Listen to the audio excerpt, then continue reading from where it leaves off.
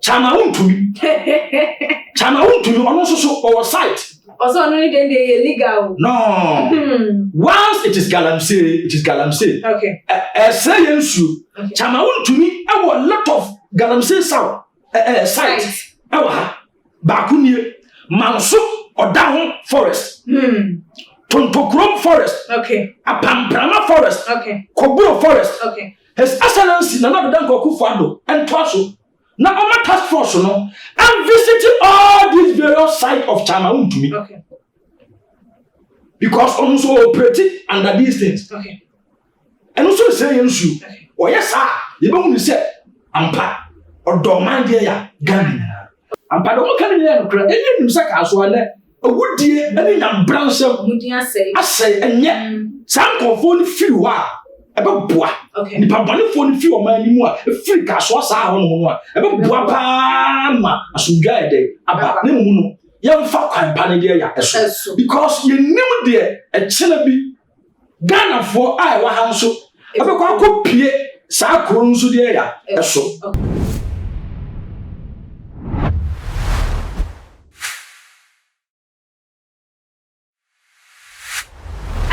For abasabasa ya ekoso ewe yema yimu ene ewudie ade chi ase eho kro ne ba ama ene de ahemfu bi abochinku aka wo madwen e de abom se da bi de ekoyi ni de ene na momfamamu a ebobo ba no e de ani ebeye nya dachi bi no ye be ka se mihu yanka na soso na aka eche enunti wo mo e de adesere de eto mampani anim se wonhwe na wonye bibi emfa ever no ma desere de no emu na busuafo wo mo san ensuso e de a period of months so e kan wo mususu se mampani act on that same month no emu emfa mom anya sadia wo mo ebeteki wo mo action na me kan na chese chiefs and residents of Eyegomwa Fete a wo mo wo Eyegomwa East region na chese central region in Fifi Mountain ensem e na mekan na ye kan ye hunu the issues are surrounding Kaswa na won koneba na no na chese ahemfo wo mo ewo honom ede wo mo eti akobenkomu hu ni sem Bujumbura bia ya Liberia kambe honi dodo ade din adodo na edi enim ankofo akwakopiemu ewo honom enkane na bia ye ede ma Liberia for ena basabasa ya esi ye ewo wo mo emanso enunti no embenifo ehu se ehu ebehia se wo mo nsusu no wo mbepe baabi ede ama wo mo ama wo nso etimi ede wo mo etiri ato se de be ya se asundie eba enye na wo mo etimi assign akwo meja no ye United Nations High Commissioner for Refugee for ene hehye sa emra no ede eba ya na se wo mo edi esom na no na chese ema sa ankrofo foreigners yi ebebepo chinku ewo sa bia ye honum se de be ya wo mo ensusu ebetimi enye bibi ayesa na sa ta hu ni se Ghana asundwe eman na ebreso ya se si wo mo se Wobia etimi ko ni krom esansa sundue ewo honom no still enkrofoko bi de wo mo eka honom aka wo mo eka ye no krampo no wo mo sanso fa ye wo mo nkrofo ene ebinum afri Nigeria enum afri Niger Benin ne de keka eho e de wo mo ababa betenetina honom na na chese enkoye emfa emma eye na na kwesi kwansa enunti wode eye nensem abeto embenifo enimi titu ni ye mampanyi enim se wonhwe na wonka ensem no emfa enye de entuye wo ma no 3 months se won demolish Bujumbura camp honom anya sa padia wo mo ede emra no ebehye wo mo ensa na say no de nsem no etu ejo say the government must demolish the Bujumbura camp so that it could be used for other things. We are pleading with Nana Akufo-Addo to help us in that direction. What happened there does not speak well of Gomwa Fete. We ene Nana Abo Ata ede ensnen some de Emma City News F1 na ebiemo ensusu no woto aso eka say we offer our unflinching support to the government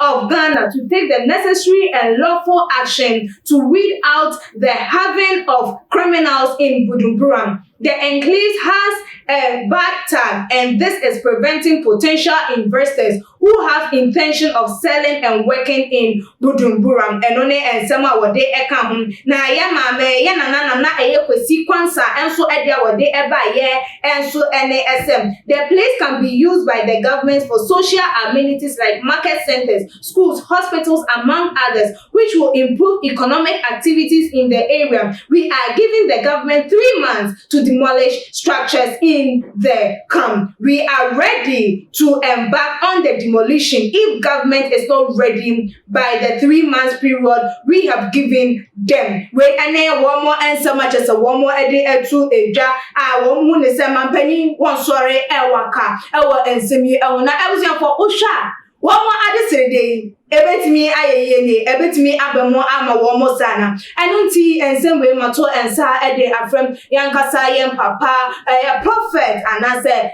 Pastor Richard Obri about the Covenant Prayer Chapel, and also one I didn't refer and send me one fire and 2 days. Tell for coming when na your man who aqua, only for me one power. Only for me, be able to dear. I don't need dear, now the patchy dear, your pa. The Christians, so for a tiny fatal pan. That's a good my May I say, the offer for no one tell no fan about them. Do for your can once a matching. Oh, yeah, him for ye and some of the above to your mum penny and him. Ah, one more a man and na a bosom and Santa won't for and take action. And yes, idea. One more a day and run or a special woman some aya. A quaya one more day woman son ever to John. All those as will be a how ever will bring no some podia. Oh, quines a work by how a woman I come on massa did date a come home. Na a no quines and no Anna. Now only say man pay you when you be ever and found. Sikamida Sibi. Okay. A tea for I share too much GH in answer. It will be a quaba, Obiam Kusona on tier. They want some pabi every month. Okay. Sikayan concept so I said.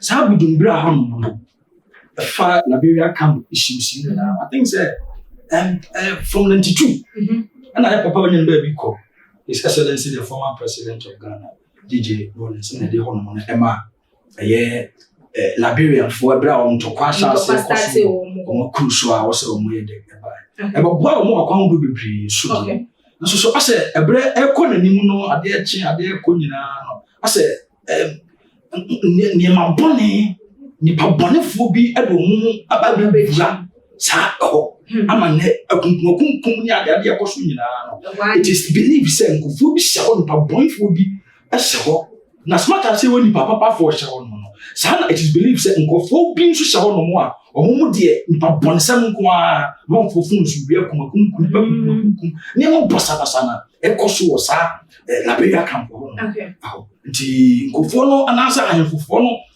kroni ye won dia no susu se e wo sa oman no aye ho bibi na oman na anya ho bibi a wo mo tere ma omo ankasa ankasa ade ba show mo sem aye no so mo ye de omo dia omo kan fa ba bi no me no mo ya adwen fa ba bi susu no me no mo anya adwen ene se Ghana ha no na ye wo no sika ye omra e wa ha okay nti no se obi afini man so abetara oman yi na ufin say kwan a omode womanfo e fa so no as ohene no entwa yi a ye omra wo say de wo ye de e fa so okay asa think say ye wo mo so enhia namfo e wo ye mani emu e wa ha I think say these issues it has to be addressed first to nkofo a anampanimfo yi wo mo a omu free Liberia kro no so esi oman ni nyina na mu ye de e wa ha okay also a letter should be given to these heads, these leaders. Okay. Now from there, no you are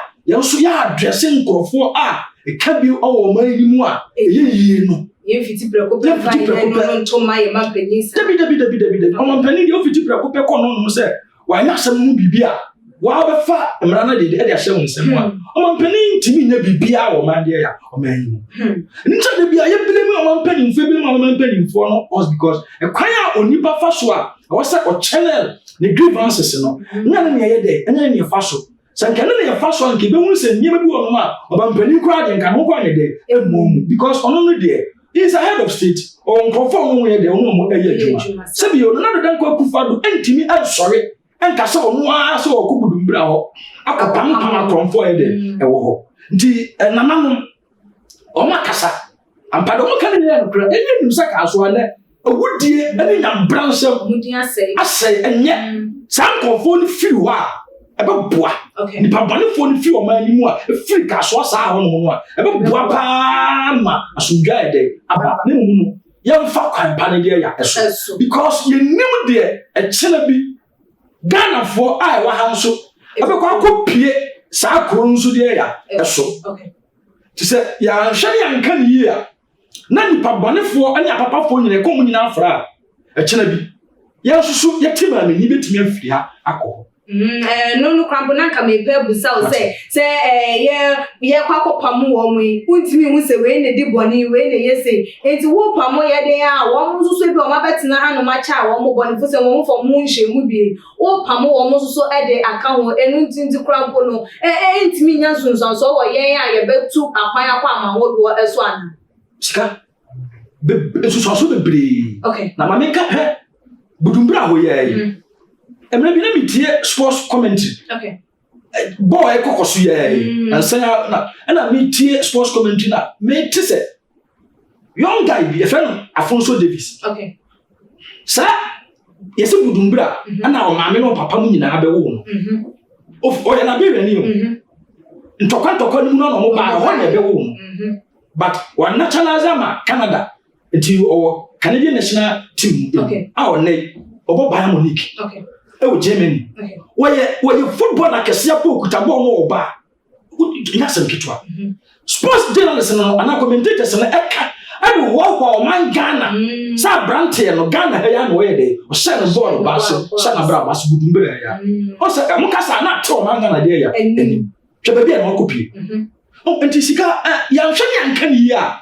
ebetime nya nsunsanso o ya nso yetima mfo mu so betu kwan akọ bi dia ya ebekuru so when we be ya ye kan ye de on we say because ya posti wo muntini e fi say bi papa bi afuma de aba nti se ye timi nya abotra ene mfa so pati nya fi ba bi de aba ye timi kaka ka Ghana din abata sa brante football na de ya sa na ye so bi fia no e ko bi dia ya emem no ko babra pa ye hwe ni ye ko da su ba mpa bia e bobo mind din so afra de ya afra on eni ti no nsunsan so boni ni de ya hwe ne ya nka ni yi a ebeba oko no ko ya boni wo no mo a ka so we Ghana ni ofiri Ghana of Africa Ghana o man Ghana de Ghana de ya de share na fi body mbani a da bata de ya o man nti mo ma ye mpanimfo ni hu sane ye be si a ye be de ye be cancel sane be ya ye ntimi ngo didi mbone e wo bi de ya obi kurusu. So we last but one question I'm person me fa into edwa say there ahemfuyi e de abe de ani pay say the social media so aye internet obi anya afuna wo ni pay say what take no say say adwin anatimu po bi say na ahemfuyi anase nkofuko bi afa e de afa ye ho a wo susu say wo betimi atake other steps bi e betimi aha yenya ye wo omayi mu ana because omo ni say ya adwini etimu poni say e be pam wo mo e de ene ono susu no bibi obeye bia ono susu e de be obi timi ko obi e man so ana so obi timi ko kotina ba bi no agye wa kenten so ade ne nyane dia enso e kwan obefa so obeje e de afa no hu ne say so wo mo ti eye ense we ya e betimi e puti a different mindset in their mind that on betimi adwen Ghana ho eye bone e say on be ye Ghana bone ana sika ene de obi man so de obetimi atu at any time ne mu no media bisusu say omo no be dwen say these are the initiatives and oman na take I de ba ye de ba ya wo munti no omo so be fo mu adwen say sa de a omo bibi a omo be ye tia ye bia e bi betimi aye sa but ye busa say so we sa wo so ko ye sa we stay of here no ebe no ye no akọ sika na unzu aso be ebi anka otna se fra ye din ama ye sachira mra ye de mra bi ma safo no a no mo so ma bi so mbi di so a ebi ana biblia be di adwuma wa wo se bi ebi ka twi pa de se o me de o me Ghana fo na so one de ya one akan ni ba to ka de la o ka twi nti o mo beti ya ye sa emumu de na so no emmo awiye no nya de be boa nti me de ngam susu se ya nyamra ama mo na yama security and tight. Now, police patrol team and patrol. Only thing fish out in the bonnet for now. A woman in the hide. If you are holiday, you must only pay your when I say Nabraba Bono, the man be up.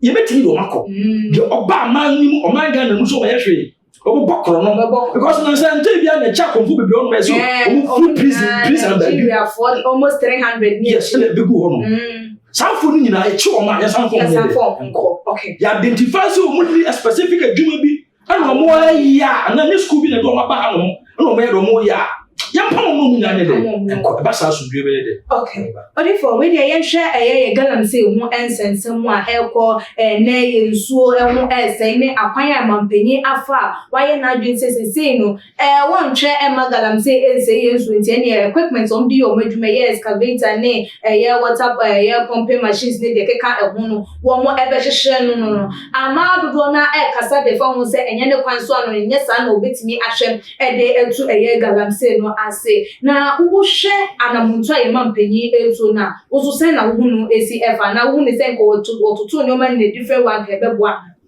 sika oman Ghana for e bia so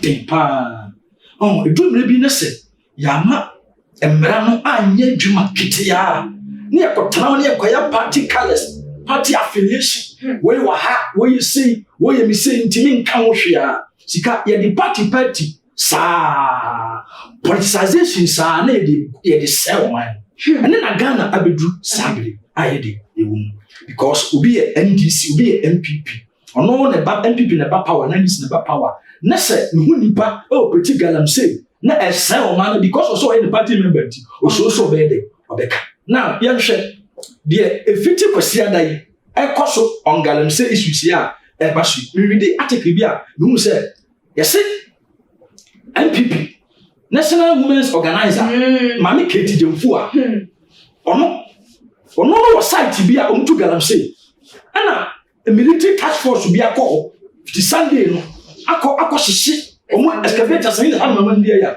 enyina sika wan hwe obeka se sa procedure no ma fashion no eye me susu se eye because Galamsey susi sika say insu you want to go this year say sika first Ghana pa she what baby ne mfuyefu kakra bia because of ensupa etwifa emfichini na manemanti otiminya no baya kodo bebre ede ewo but na Galamsey di sa no baya nyina no wonya bi ene akuafo ne di villages ba marketa ukobisa ne bo sika me kameche untimi to sika na say na kwama sama market because aduane bi afa nkoko sika eboa ye bobo na so ka enkane na kanefo because if you were there in fichire sika aye ko no ko dwa so na wakwakoto wa fichire gba timi nya excellent unya de keka e ho unya nkoto unya mireni nyama nema bebre basika imusi ya so le sa nyama no ubenya mfichire na wo ko market akoto na bode e bi ntia eye sa Galamsey ya omoja asasa ya ma yakwan enyi nsu ya ne ntwimfa biche ma nyema nyede ntimi de Galamsey ye tiase se eno ebo man no e sell man no eni nti se his excellency na do dan koku fado what tasking force team bi military task force bi ana mo ye de eye sa adwuma no a man Ghana fo me kase na do dan kwa ade Galamsey sika finance the party na ba pa owie ye no ana afi do on kire se odo Ghana mo bia nkasa na mo bia ntana Ghana ntana radio so ntaka sa video TV so bi social media bi internet platform bi so enkase na de o ye no nye eye pa wo ye sa nipa bonifo ne tutwafo a ye sa na mani nyina no be fe so mu nyina de out mami so MPP so ye the helicopter ni ade according to article helicopter nyina ana Samuel Abujinapo Munina de Minister of Lands and Natural Resources. Munina de will be eyewitness. I won't be a also. And to Oman Castaway, your party member and yes, to Sandia, into San Mayano, Omun Koswa, no Moko a lot of sight Okay. Me yan konfo aya sa nyama no. Nya official na oman ne mra no munya de. Eni. Se ba sa so so mo fin se mra no mo di. O mo ntimi entwa de panity da mo a. Se nya akɔhyehyɛ ebi ni excavator's ni, ebi ni pumping machine no. Ye nya sa nyama no. Ba sa to be de. Jo, odi for we there will final words now what they will share kan with telephone number so atuja. Yo sika mi wie no. Okay. Ye me pesa me ka kire oman Ghana ene se His Excellency Nana Addo Dankwa Akufo-Addo ene se enya Women's National Organizer nko an over site. Chama untumi. Chama untumi ono so over site. Also no need dey illegal. No. Once it is galamsey, it is galamsey. Okay. Say yensu. Chama untumi e a lot of galamsey site. Ewa ha. Ba kunie Manso Odaho Forest. Tontokrom Forest. Okay. Apamprama Forest. Okay. Koburo Forest. Okay. His Excellency Nana Addo Dankwa Akufo-Addo and Twaso. Now on my task force no, I'm visiting all these various sites of Chama Untumi. Okay. Because also operating under these things. Okay. And also say yensu. Okay. Oh yes sir, you be when say ampa or dorman there ya Ghana. Nti ye say nipa ni wiase nyina say dey dey baako a obi a won so ye bia amu nyina omu nyina nya dey mfisho omu dey ya out ne pasa o man Ghana be dey ebi ye mi wie no o pese o fra mi na ne twetwe nkomo bibi won ti ase asem bi anya wo da e kan kre no obetima afre na wagi mu nkyire mu biom 0246 42 63 75 0246 42 63 75.